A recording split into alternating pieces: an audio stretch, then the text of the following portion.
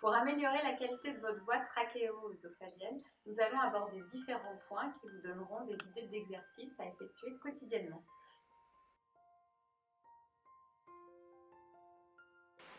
Alors, la chose la plus importante pour travailler la voix trachéo-œsophagienne, c'est de bien s'entraîner sur la respiration, de travailler la coordination pneumophonique.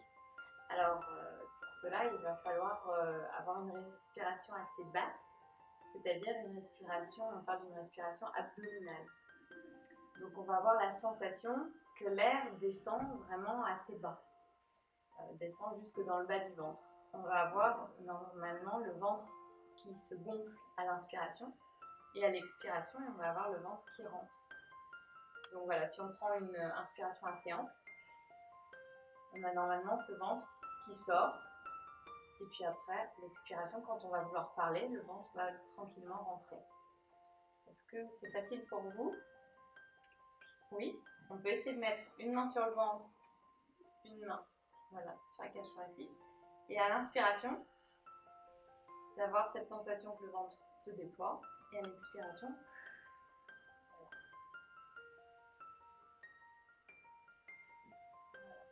Et plus la respiration sera assez basse, comme celle-ci, plus la voix sera de meilleure qualité, plus ce sera efficace.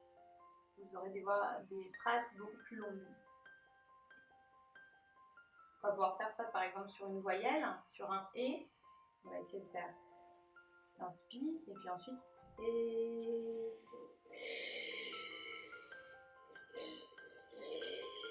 Voilà, très bien.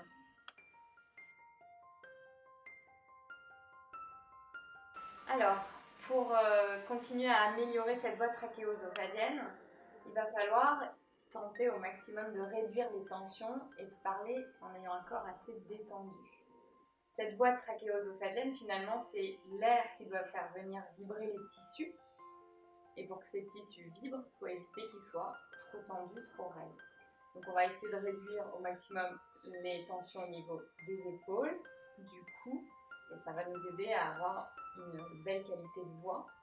Donc voilà, on va prendre conscience quand on est un peu stressé, qu'on a les épaules hautes, et puis du coup, de bien relâcher quand on est détendu. Et puis quand on est détendu, on peut de nouveau faire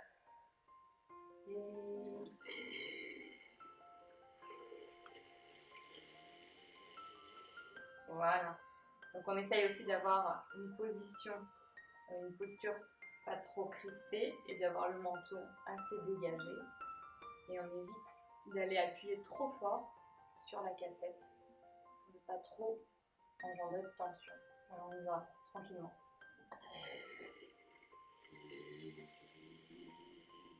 Parfait.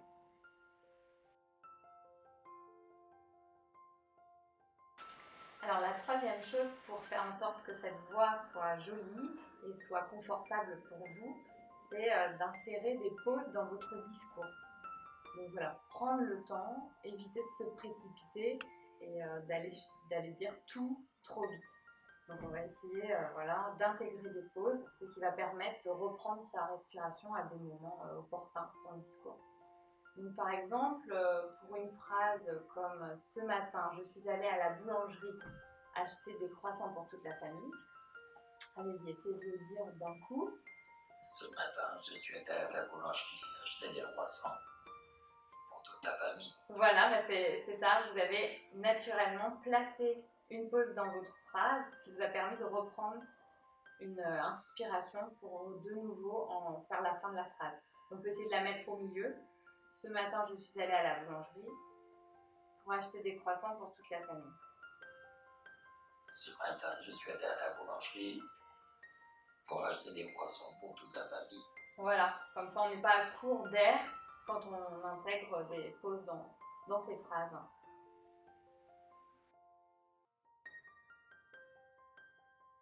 Alors, pour faire en sorte que l'intelligibilité du discours soit vraiment efficace, on va s'intéresser à la précision articulatoire. Pour cela, c'est vrai qu'on va vous demander de faire peut-être un peu plus d'efforts qu'avant et d'éviter d'être dans un marmonnement. Par exemple, si vous dites « Je suis venue en voiture pour le rendez-vous de cet après-midi » de façon très enfin une articulation très minime, très réduite, qu'est-ce que ça donne? Je suis venu cet après-midi pour le rendez-vous. Voilà.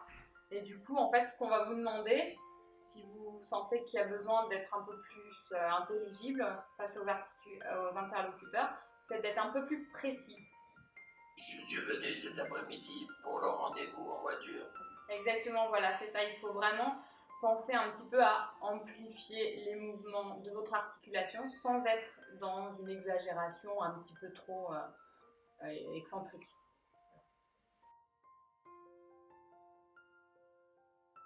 Alors, pour essayer d'accepter cette nouvelle voix et d'essayer de la moduler au maximum, il serait intéressant de prendre le temps chaque jour de faire des petits exercices.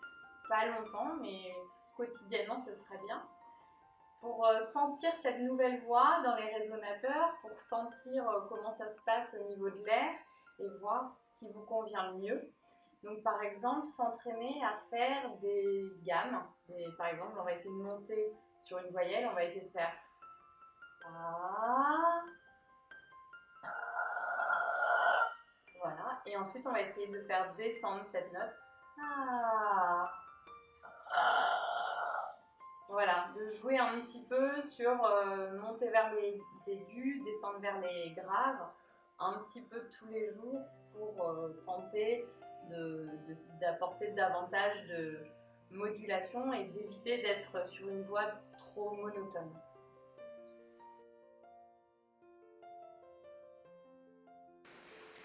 Alors pour résumer ce qu'on vient de dire, pour avoir une voix trachéosophagienne vraiment de bonne qualité, il va falloir vraiment insister au niveau des exercices de respiration, faire en sorte que cette respiration soit abdominale, soit basse, d'éviter de respirer avec la cage thoracique.